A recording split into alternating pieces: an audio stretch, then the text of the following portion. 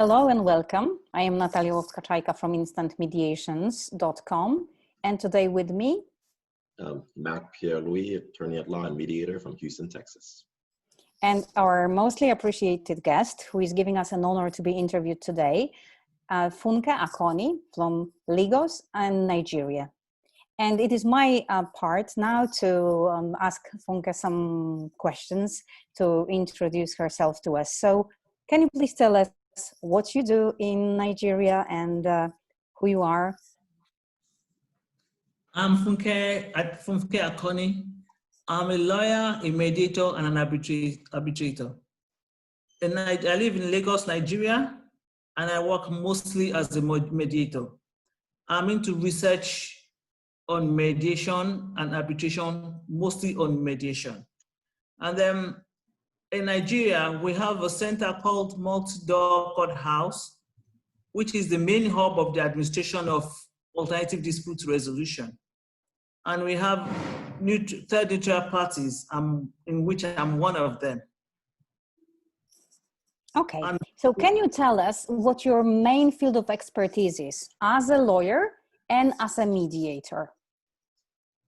As a lawyer, my main field is family law, and as a mediator on a lot of civil cases, family, property. So how is it going with mediation in Nigeria? Mediation in Nigeria is growing now, and it's a two-way thing. You come in voluntarily, or the court sends you there. Some cases like family cases, property cases, landlord and tenant cases, the court sends to the multi-door court house for mediation. And if you are not satisfied, you can go back to the courts. And there's a voluntary one, you can just walk into the multi-door court house and tell them that you have a problem, you want it to be resolved through mediation. And is then online mediation popular in Nigeria? Online mediation is new to us in Nigeria. It's not, I haven't seen it started. I think it's just starting, it's just going to start. Because this pandemic has taught us in some lesson that we have to start the online mediation. Got it.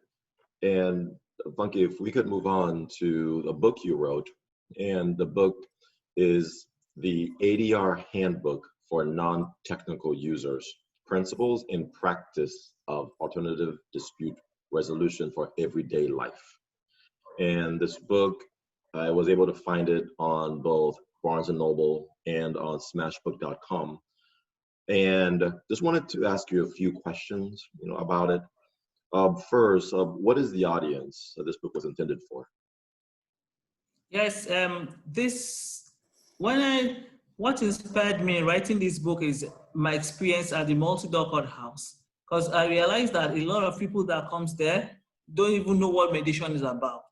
Okay. They find it difficult to understand. All they understand is going to the courts and coming out. So I realized that there should be a platform for them to understand what mediation is about and what the process is about. And that is why I went to research and started researching on ADR, and that was why I wrote this book. So the audience for this book is for the layman on the road. It's not for the lawyers, the professionals, the engineers, just for the layman on the road, to make them to know that apart from litigation, there's another cheaper and safer option for them to resolve their disputes. Got it. So I understand this for the layperson. So then why did you write the book overall?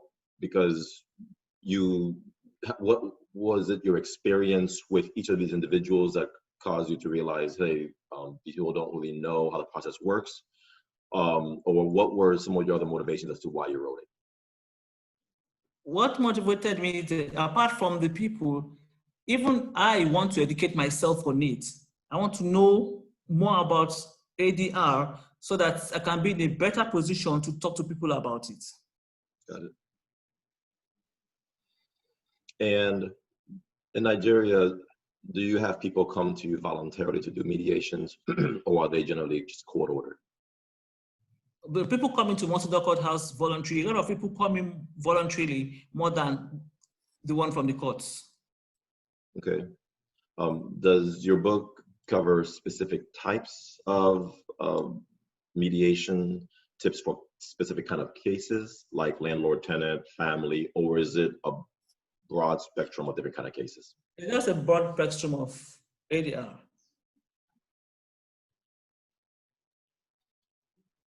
Okay. You yourself, what type of mediation cases do you tend to do? Do you focus on? I am the family one. Okay. And I understand that you're also an arbitrator, correct? Yes. Do you ever involve arbitration in family law? Because I know that that's a movement that's happening here in the States, but how is it in Nigeria? That's not happening in Nigeria. Family law arbitration has not started. Okay. Most of the arbitrations in Nigeria are international arbitrations. I understand. What are some takeaways that you'd like people to know or consider about your book? Yes, the takeaway about the book is that mediation is simple and is a win-win thing. Nobody wins, nobody loses. It's something that if either of you does not agree on the settlement, there's no problem. People can go and come back to mediation or go to courts. And again, and that is private. It's not a public thing. There's confidentiality in it. So I want people to understand those things so that they can come into mediation. How has the pandemic affected mediation? I know you touched on this very briefly earlier on, but is there anything major that you've learned about a mediation in the last 6 months due to the pandemic? Yes, during the pandemic, we were on lockdown, so there was no business, anything. So the mediation industry now is just crawling to get back on their feet. People are just coming into mediation back bit by bit. Even the courts too are crawling. So even the courts are just trying to introduce virtual courts now, but mediation has not done that. Got it. Mediation is in Nigeria. Mediation is just crawling to stand up on its feet back after during the pandemic. I understand. And I know in your book, in the overview, it explains the reasons you need to increase the adoption of mediation across Nigeria. Give us some ideas. What are your thoughts on how do you increase the adoption of mediation where you work? I feel that the thing is we should educate people more about it, and we should open more centers to manage, to administer mediation. It's not only about one center, multi-door courthouse where everybody goes to. If you have different centers, I think it will help everybody. Everybody knows that it's like courts. Anybody goes into the courts. It's not that you have to get to somewhere before you go for your mediation. So I think we should educate people and open more centers for ADR. Got it. Got it. And to wrap up, could you tell us something special about you that most people might find interesting or most people would not know? That I'm very crafty. I'm a very crafty person. You're crafty? During the pandemic, I started learning how to crochet teddy bears on YouTube. Oh, wow. So you have these hidden skills, I see. Yes. Okay. So that's one of the things people don't know about me. Gotcha. Gotcha. And I don't know, before we started recording, we were talking, you have family all over the world, right? Not over the world. I have my children in London. Oh, okay. Okay. So you are quite international. Okay, yes, before the pandemic. Gotcha. I'm curious, do you have, I guess, international types of mediations or cross-border mediations where you're dealing with disputes where one person is in Nigeria and somebody else is in another country? No, no, that's not started in Nigeria. Okay. Yes. The only thing we have in Nigeria is international arbitration, not international mediation. I understand. Got it.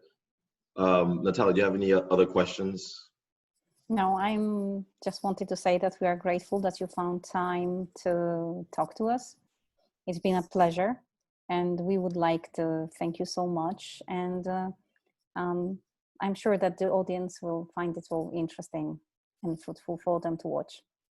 Yeah, definitely. Thank you, Natalia. Thank you so much, Funke. And Thank you, Mark. yes, we'll be in touch. And that's basically it. Yeah. Thank you. Bye.